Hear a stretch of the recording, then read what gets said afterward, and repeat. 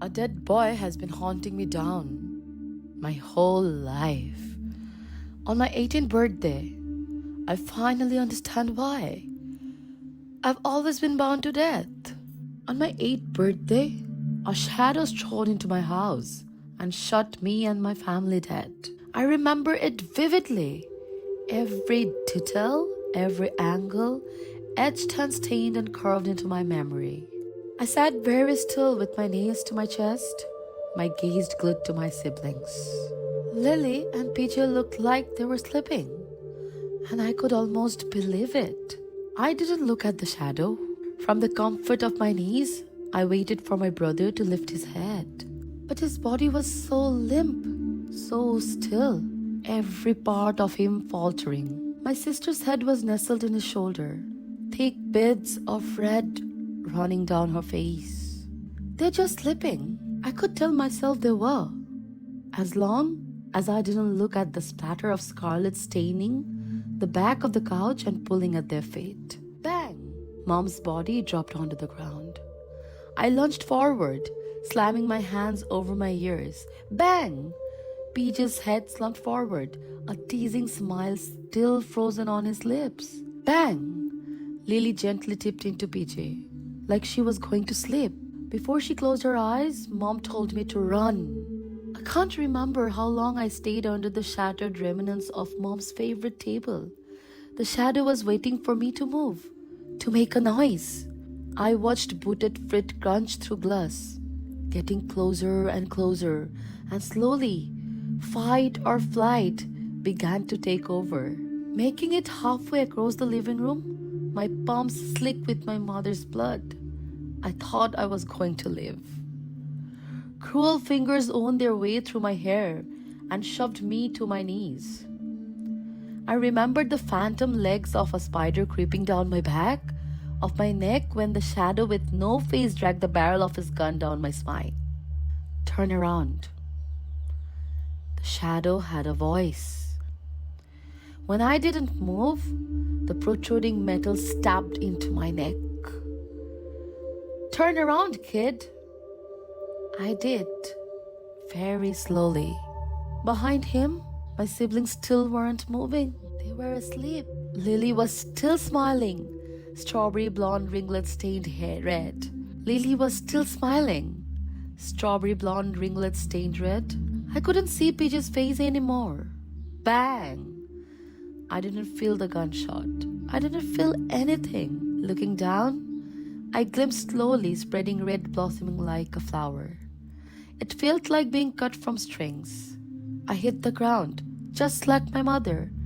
My body felt heavy and wrong, paralyzed. I remember being unable to scream, unable to cry, the salty taste of metal filling my mouth. It was like being winded. Rolling onto my side, all I could see was flickering candlelight. The air was thick, so hard to breathe. I rolled onto my back, trying to suck in air. The shadow took a step back, opened the front door, and bled into the night. I don't remember the pain, and I don't remember dying. I couldn't breathe, couldn't conjure words in my mouth. I felt warm and sticky, lying in my own blood. I think I tried to move, but I was so tired. I'm not sure what death feels like, because it's like going to sleep. I remember my last shuddering breaths, a lulling darkness being to swallow me up. I don't know why I wasn't afraid.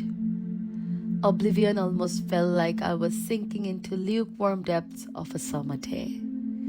Oblivion wasn't pain, and there was a peaceful inevitability to it.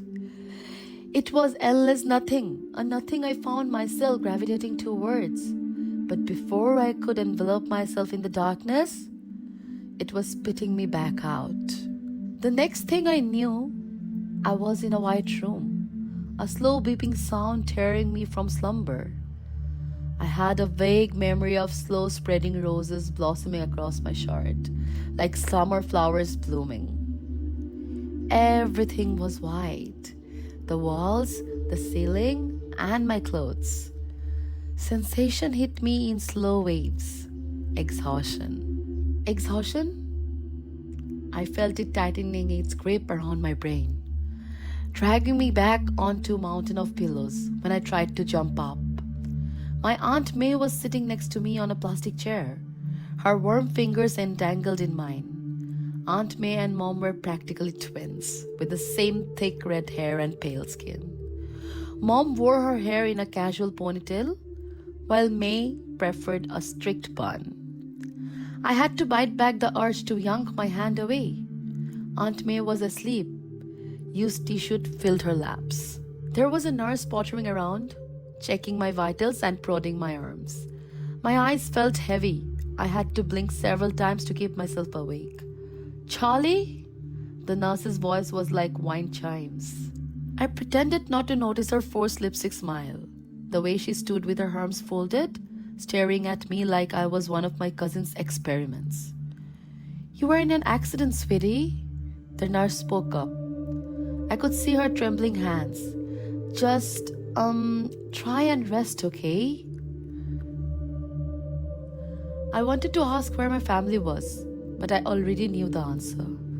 I think she knew that too. "You died, Charlie." The nurse's voice was eerily cold. "You were dead for 13 minutes. She took slow steps toward me, her eyes growing frenzied, like she couldn't understand me, like I was a puzzle she could not solve, and it was driving her crazy. I could see it in her twitching hands, her wobbling lips that were trying and failing to appear stoic. "In fact, I just pulled you out of the morgue, honey. I opened up your body bag that I had just zipped up and told your aunt that you were a miracle. I just can't understand." The nurse sounded like she was trying to choke down a laugh. Or maybe a sob. "Charlotte, you were pronounced dead at 3:02 a.m. from a gunshot wound to the chest." Taking a slow, sobering breath, the nurse tried to smile. "The bullet went through the right ventricle of your heart and severely damaged your left lung, rendering you unable to breathe. Your heart stopped, and after 4 attempts of resuscitation, the bullet went through the right ventricle of your heart and severely damaged your left lung, rendering you unable to breathe. Your heart stopped, and after 4 attempts of resuscitate, we called it." Something slimy wound its way up to my throat when she began to pace the room. "I did all the paperwork. It took me 2 minutes. Your death certificate was signed, and your body was taken to morgue to be prepped for transportation.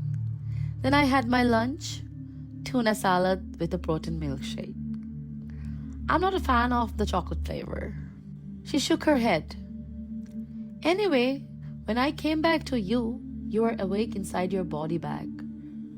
Her voice was starting to break.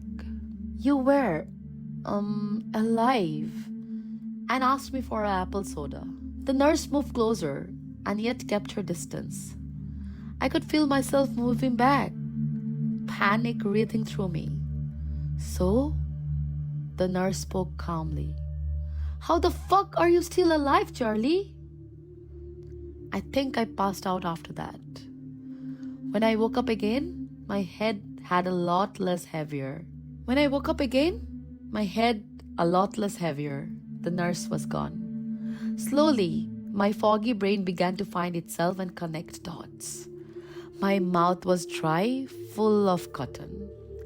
There was a sudden tightness, a sharp and cruel sting in my wrist. Something sharp was protruding into my flesh, and no matter how many times I violently wrenched my arms, it was stuck. It didn't feel right to be able to breathe so easily. I knew the second I woke that my mom was dead. Lily and PJ were dead, and it was like losing them all over again. As clarity came over me, I found my voice, a strangled cry escaping my lips. "Get it out!" "Get it out!" I whispered in a shrill cry. Tugging at the IV in my wrist, I tried to yank the needle from my skin. "Get it out!" I shrieked, my gaze glued to the tiny spots of blood staining the insertion point.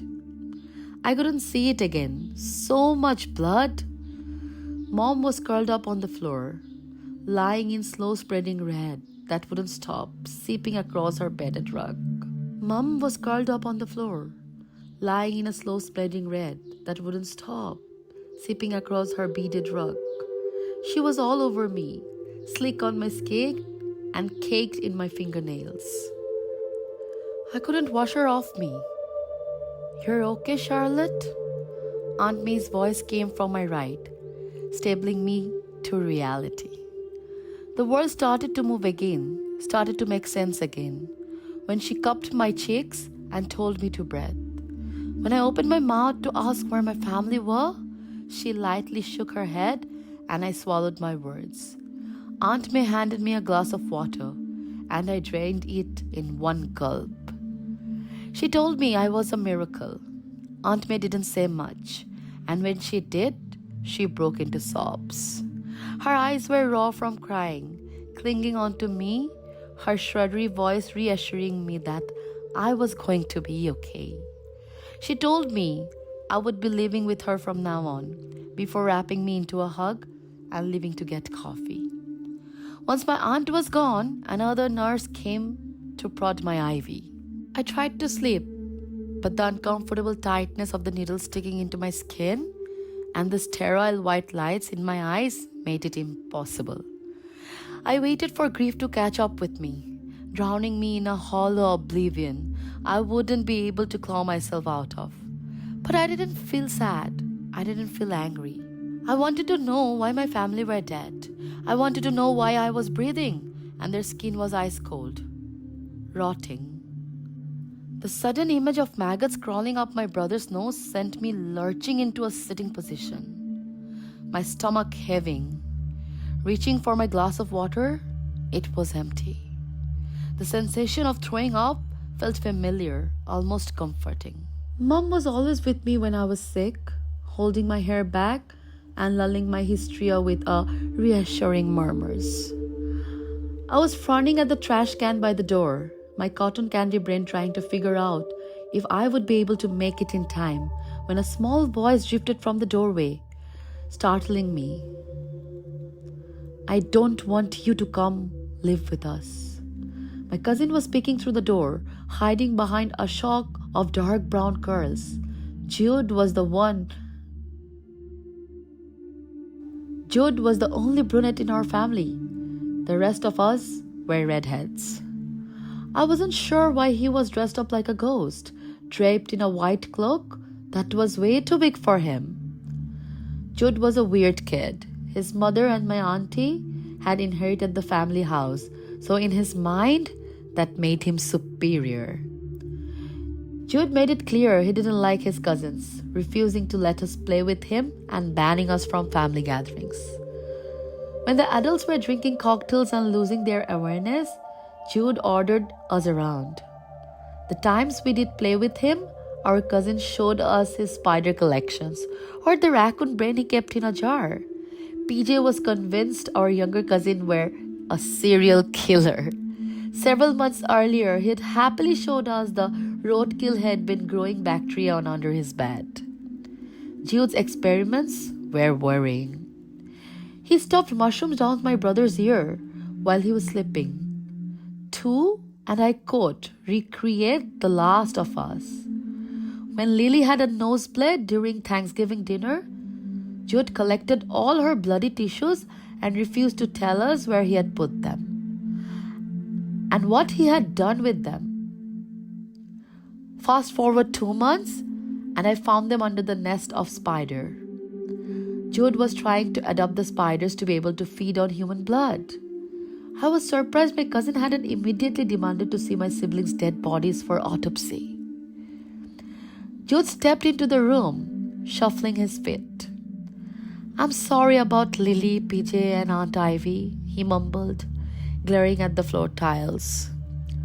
My cousin made no move to offer real sympathy, instead speaking to the floor. "But I don't want you to come live with us." Jude lifted his head, looking me dead in the eye. "I don't like you, Charlie. I want you to stay away." Before I could reply, he stepped back like I was diseased. "You should be dead," Jude grumbled. He scowled at me, getting my age purposely wrong, as usual before running off. Happy 60th birthday.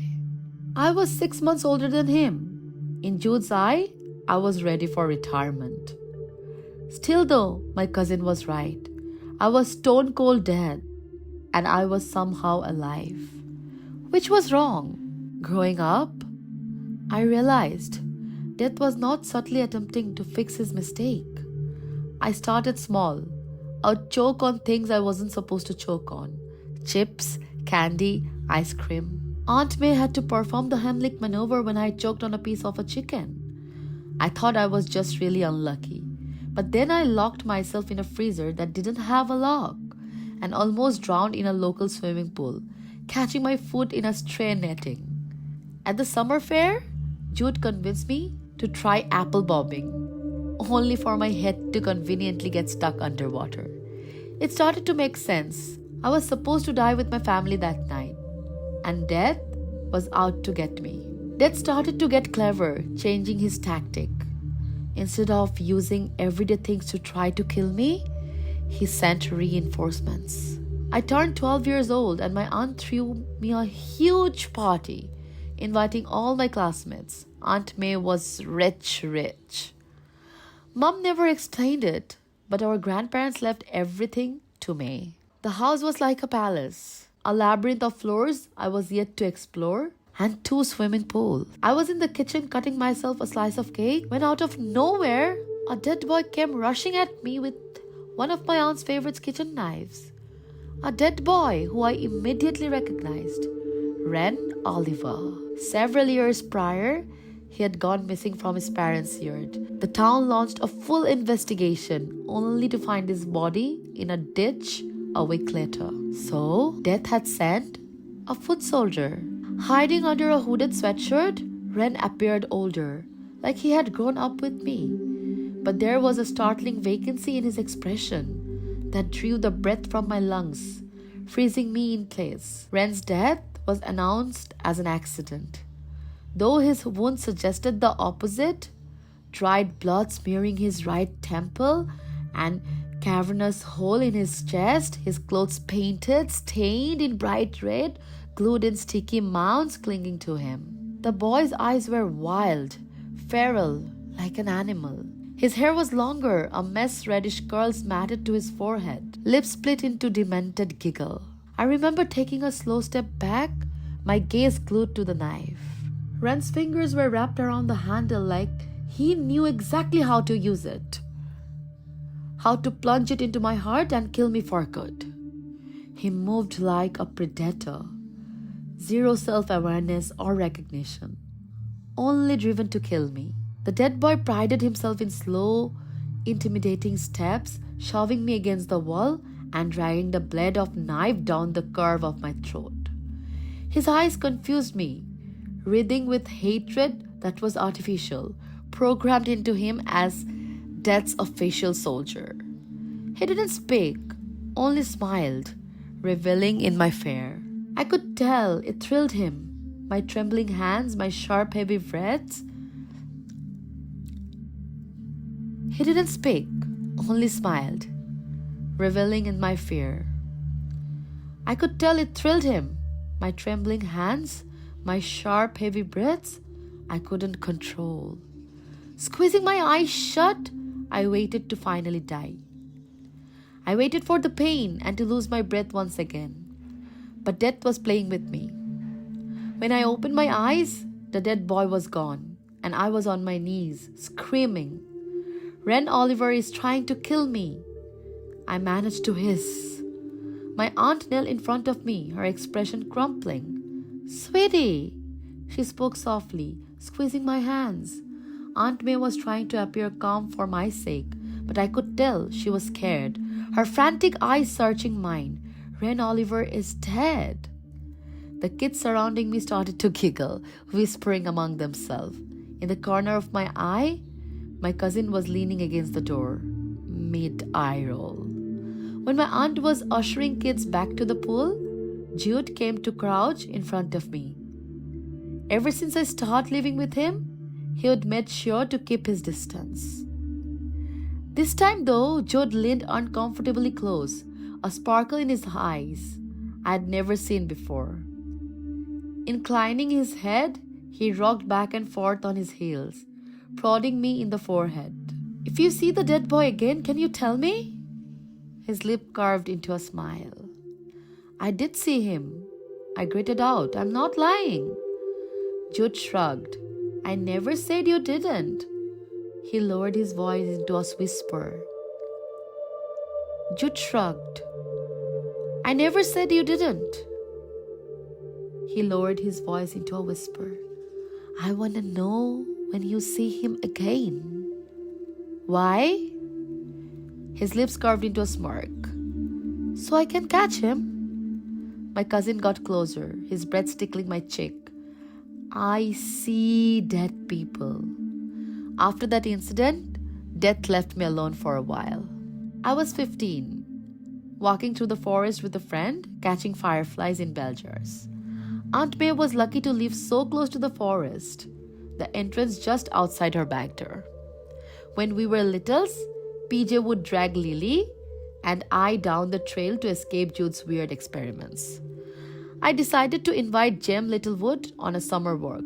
Jem was cute, but in a dorky way. He was chronically clumsy and dressed like he had been spat out of a John Hughes movie. We hiked all the way to the end of the river and had a picnic, watching the sunset over the horizon. I was having conflicting feeling for this guy. Jem was obsessed with fireflies. The guy couldn't seem to sit still, jumping to his feet to marvel at tiny specks of light dancing in the air. "I'm just going to take photos," Jem beamed, holding up his camera. I had to bite back the urge to say, "Don't you have enough photos?" I nodded, and he turned and sprinted back down the trail, before his footstep ground to sudden halt. At first, I thought he was snapping Polaroids. When I got closer, though, blinking the airy dark, I caught something. Bending down, I picked up a bell jar, still spilling fireflies. Further down the trail, Jim was lying, crumpled in the dirt, his camera smashed into pieces next to him, blood running in thick rivulets down his temple. There he was, leaning against a tree, his arms folded, was a ghost boy. Ren Oliver was growing up with me, now a teenager, and yet his face was carved into something else entirely, more of a monster. Slight points to his ears and two sharp teeth, eyes ignited.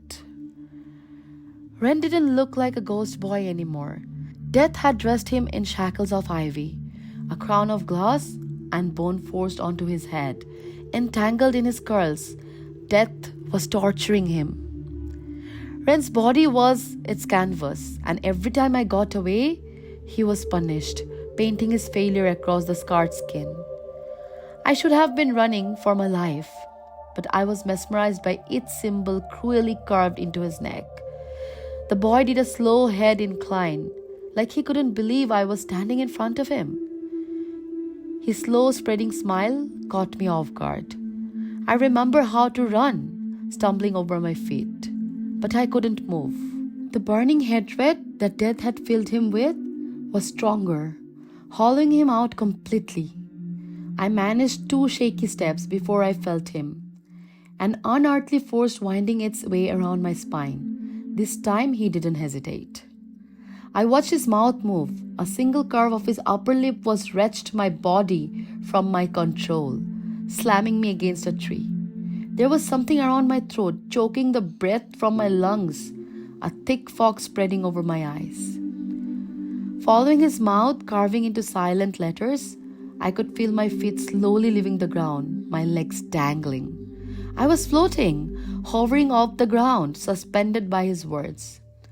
Through half-lidded eyes, I caught the glint of a blade between his fists, but I couldn't move, couldn't scream. He was drowning me, bleeding into my blood, spiderwebbing and expanding in my brain without moving a muscle. Instead, the ghost boy stood silently, running his thumb down the teeth of his knife while he ripped my lungs apart. I was like suffocating, sinking into the peaceful oblivion I met at 8 years old. This time, though, the darkness was starving. "Charlie!" My eyes found daylight, a scream crawling out my mouth. "Charlie! It's past curfew!" Ren flinched, his stoic expression crumpling. The dead boy's lip moved again, this time in a curse. "Fuck! Charlotte?" Staggering back, Ren's eye winded, and the suffocating hold me severed. Staggering back, Ren's eye winded, and the suffocating hold me on severed. His head snapped in the direction my aunt was coming from. "Charlie, answer me right now." He hesitated. His bare feet pivoted in the dirt, like he was considering finishing me off. Ren studied me with lazy eyes, sucking on his bottom lip. When my aunt's footstep got louder, branches snapped under her shoes, something controlled in the boy's face. He hesitated.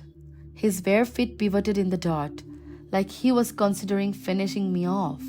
Ren studied me with a lazy eyes, sucking on his bottom lip. When my aunt's footstep got louder, branches snapping under her shoes, something contorted in the boy's face. Fear. I guess the boy wasn't expecting other humans to intrude. Ren fell over himself, shuffling on his hand and knees before diving onto his fate. When he turned and ran, I was released, slipping to the ground. Trying and failing to draw in breath, I barely felt the impact. Only a dull thudding pain. I could hear the ghost boy's footsteps, his uneven, shuddery breaths as he catapulted into a run. Under a lit setting sun, I watched his dancing shadow disappear into the trees. Mission unsuccessful, I guessed. When I was fully conscious, Aunt May was checking over Jem, helping him sit up. "Where did he go?" I managed to get out, scanning the darkness for Ren. "He's okay, just concussed," May whispered, dialing 911. My aunt applied a dressing to Jem's wound, ignoring the boy's hisses. "Keep still," she murmured, smoothing his band-aid. "What happened, Charlotte?" "She pushed me over," Jem groaned. "She pushed me over," Jem groaned, shuffling away from me. When my aunt told him to stay calm, he straightened up, leaning against the tree. The psycho bitch tried to fucking kill me. When my aunt's gaze flicked to me, I shook my head. It was Ren Oliver, I gritted, teetering on hysteria. I could tell she didn't believe me, but I couldn't stop myself. I prodded at my throat, clawing for the indentation where his phantom fingers snaked around my neck, squeezing my breath from my lungs. But there was nothing. I could feel my mind starting to unravel. I nodded to disgruntled class. Under a lit, setting sun, I watched his dancing shadow disappear into the trees. Mission unsuccessful, I guessed. When I was fully conscious, my aunt was checking over Jim, helping him sit up. "Where did he go?" I managed to get out, scanning the darkness of Ren. "He's okay, just concussed," May whispered, dialing 911. My aunt applied a dressing to Jem's wound, ignoring the boy's hisses. "Keep still," she murmured, smoothing his band-aid. "What happened, Charlotte?" "She pushed me over," Jem groaned, shuffling away from me. When my aunt told him to stay calm, he straightened up, leaning against the tree. The psycho bitch tried to fucking kill me. When my aunt's gaze flicked to me, I shook my head. It was Ren Oliver, I gritted, teetering on hysteria. I could tell she didn't believe me, but I could not stop myself. I prodded at my throat, clawing for the indentations where his phantom fingers snaked around my neck, squeezing the breath from my lungs. But there was nothing. I could feel my mind starting to unravel. I nodded my disgruntled classmate, trying to dodge my aunt's prodding. "Whoa, whoa, whoa! That stings!" He knocked Jem out, I managed. Then he tried to kill me. Jem surprised me with a scoff. "You're seriously blaming your psychotic break on a dead kid?" Aunt May pursed her lips. motioning for Jem to be quiet. Judging from her face, however, she agreed with the boy. May forced a smile, though it didn't quite reach her eyes. Okay, can you, describe the boy to me, Charlotte? He was wearing a crown, I said, and he looked my age. Aunt May cocked her head, and I saw real worry, like she was trying not to freak out. Jay made a snorting noise. I'm sorry. He was wearing a crown? Yes, I insisted, getting progressively more frustrated. I tried to jump up, only for my aunt to gently lower my back down. I know it sounds crazy, but death has sent Ren Oliver to kill me, just like my family. He tried to kill me when I was 12 too. Jem let out a bitter laugh. Your niece is a fucking wackadoodle. Aunt May's eyes darkened. She grabbed my shoulder, her nails stabbing into my skin. Charlie, I want you to listen to me, okay? When my eyes found the rapidly darkening sky, my aunt forced me to look at her. Charlotte? She was as scared as me, her voice shuddering. Ren Oliver is dead, my aunt said firmly, shaking me. Even then, though, I wasn't even looking at her. I was trying to find his ignited eyes lighting up the dark. Ren died at 8 years old in a terrible accident, and you can't keep using him as an excuse for your mental trauma. There was something twitching in her expression I was trying to make sense of. When I risked a look at Jem, the boy was staring at me dazedly, like I really was crazy. Aunt May pressed her face into my shoulder, and I could feel her tears soaking into my shirt. She was trying to hold it together, trying to understand. Charlie, I know you lost your family, she whispered. But you and Ren Oliver are not the same. You survived, and he didn't. Her voice splintered. You need to come to the terms with that, okay? When I didn't respond, she pinched my chin, forcing me to look at her. Charlotte. Aunt May's voice turned cold. I ignored this when you were a kid, but if you continue to use this poor boy as a coping mechanism, I will have no choice but to send you to a specialist. When Jem was taken away by paramedics, Aunt May held my hand, squeezing my fingers for dear life. I caught her gaze scanning the trees around us, delving into twisting oblivion. Every little noise sent her twisting around. She was looking for something. I'm going to go get you help, Aunt May said in a low murmur when we were back at the house. Jude was sitting on the kitchen counter, legs swinging. I could feel his penetrating gaze burning into my back of my head. Aunt May set a cup of cocoa on a table. No more fairy tales. By the time I was 18, I had beaten 3 therapists. They refused to believe that death was coming to reclaim my soul and was using a dead boy to do his dirty work. For my 16th birthday, I braced myself to come face to face with Ren Oliver's ghost. I wasn't even in town, staying at a friend's house. But dead boys, and especially dead boys molded into death's personal soldier, could materialize anywhere. I locked every door in the house and taped up my friend's window. Nothing happened. On my 17th birthday, I was sick in bed with gastritis. Still no ghost boy. Death seemed to have finally left me alone. On my 18th birthday, I was stuffing book in my locker when my cousin popped out of nowhere, scowling as usual. After an unexpected growth spurt and losing a ton of baby fat, my cousin had scaled the high school hierarchy, swapping his weird experiments for a varsity jacket and experimented with his sexuality. The two of us had come to an unspoken truce.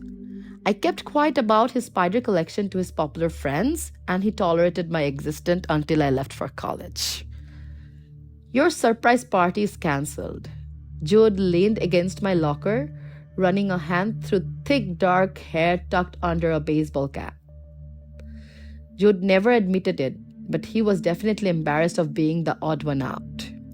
My siblings may be dead, but they were still redheads.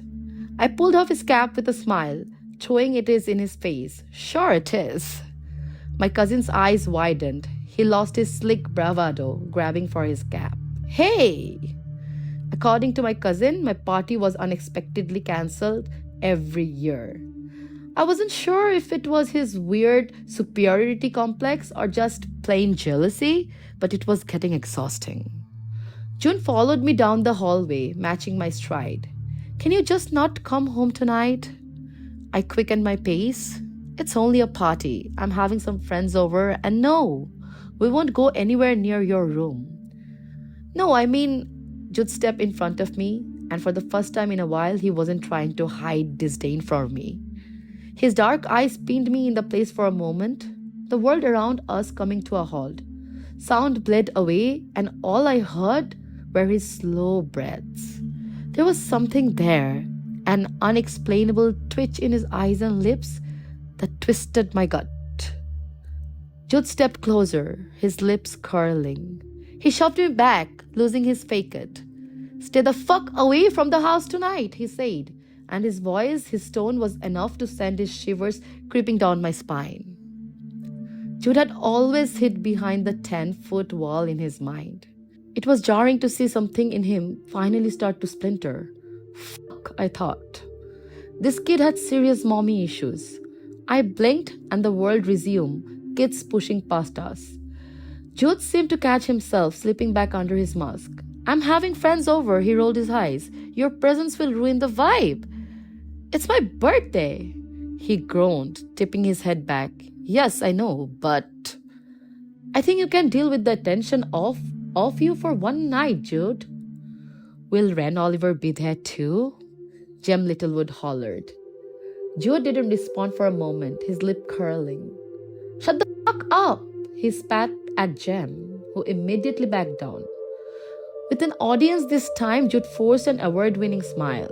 Fine. His lips split into a grin I knew he hated. My cousin clamped his hand on my shoulder, hard enough to hurt. I could feel his finger pinching the material of my jacket.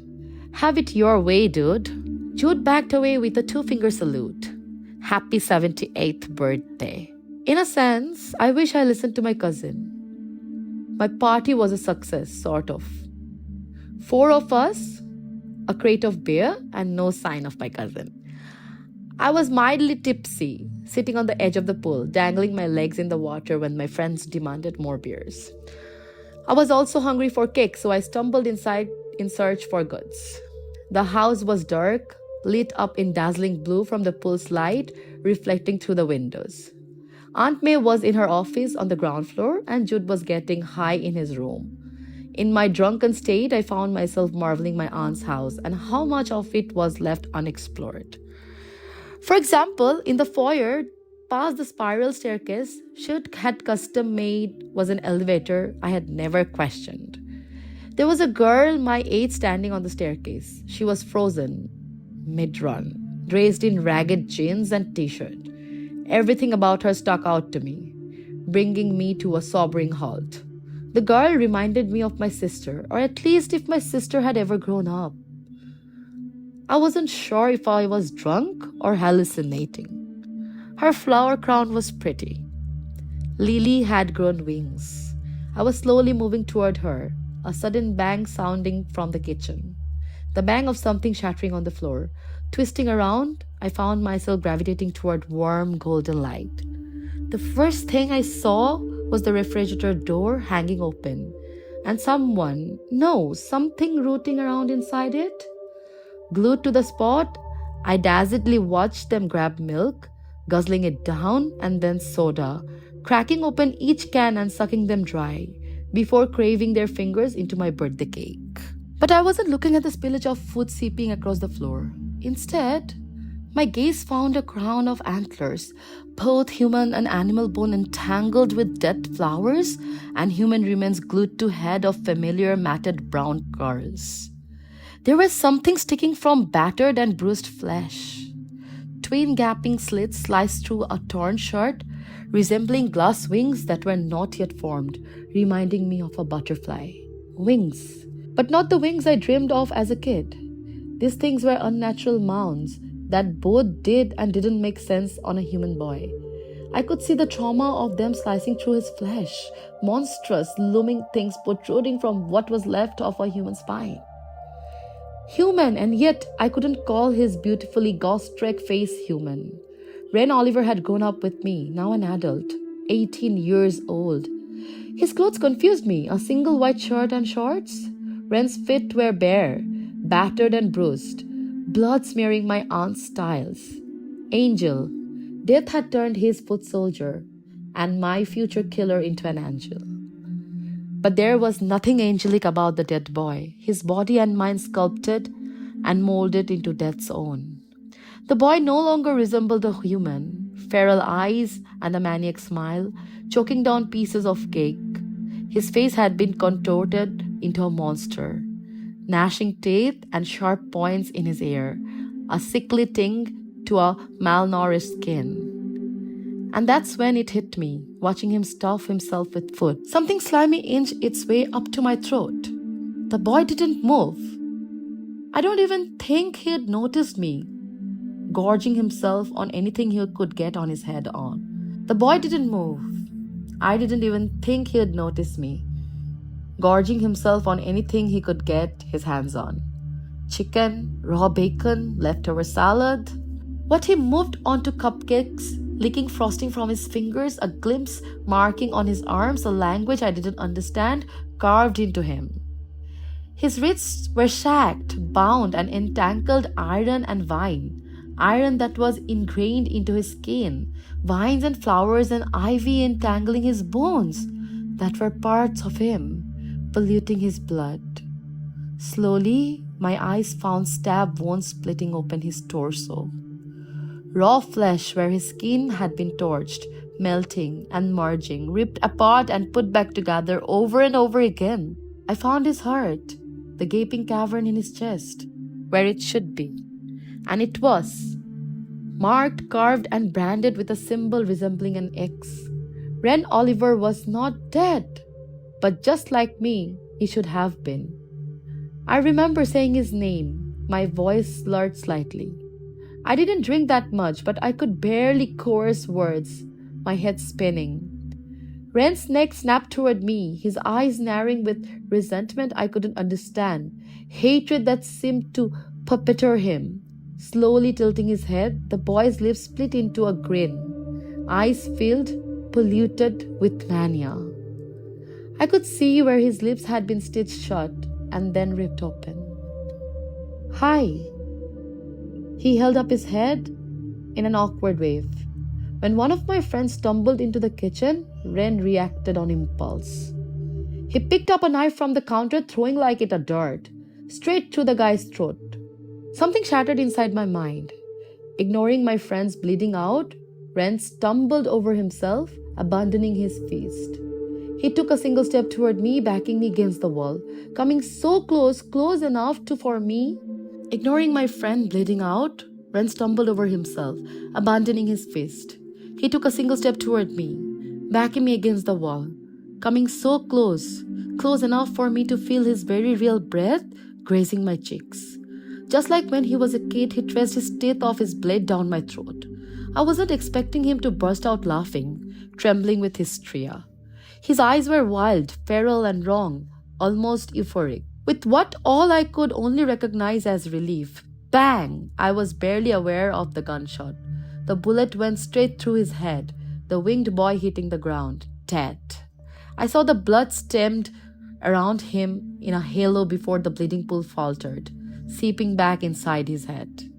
I saw the blood stemming around him in a halo before the bleeding pool faltered, seeping back inside his head. Like rewinding a VCR, Ren was dead, and then he was alive. Ren's body contorted, his chest inflating. His gasp for air was painful, strangled, eyes opening wide. Terrified. You fucking idiot! Jude's voice sent me twisting around. My cousin stood in the exact same robes he wore as a child. The world tipped off kilter, and I was on my knees, then my stomach. I sunk to the floor, my thoughts swimming. Jude's murmur followed me, creeping into the dark. I told you not to come home. I can't remember how long I was unconscious for. When I woke, I was dressed in an evening gown, a dress that used to be my mother's. My vision cleared. I found myself sitting in an unfamiliar room resembling an abandoned swimming hall. The pool itself was empty, the bottom stained, revealing scarlet. There were symbols carved into each tile, like a game. Sit up straight, Charlotte. I was sitting at a banquet. Jude was in front of me, sipping on wine. He caught my eye for half a second. Jude was in front of me, sipping on wine. He caught my eye for a half a second before averting his gaze. At the far end of the table sat my Aunt May. Kissing the rim of her glass, her smile was twisted. I've been waiting so long to give you your birthday present, Charlotte. Your memories should be returning soon. Mum, Jude muttered, hiding behind his glass. Calm down. You're embarrassing yourself. Ignoring my cousins, May tapped her glass with a fork and invoked my birthday present. No dragged by the hair, ran Oliver. The dead boy was in fact my aunt's prisoner. Behind him was the girl who looked so much like Lily. I think that's why my aunt chose her. Aunt May cleared her throat. For a long time, our family has lived among creatures who live in the forest you played inside.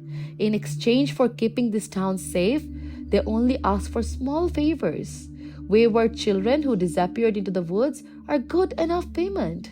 Charlie, you and your siblings do not share our inheritance. Your mother never wanted fey children. She wanted you to be human. Aunt May's smile faded. After losing my sister and my niece and nephew, I made a deal to give my last surviving niece 100 years of life. Her words were white noise, my gaze glued to my birthday present. I couldn't call Ren human. His face was so beautifully grotesque, painfully hypnotizing. The monstrous things sticking from his twin slits in his back were supposed to be wings, except they looked wrong, cruelly protruding from his exposed spine. Under the influence of alcohol earlier, the girl made me smile.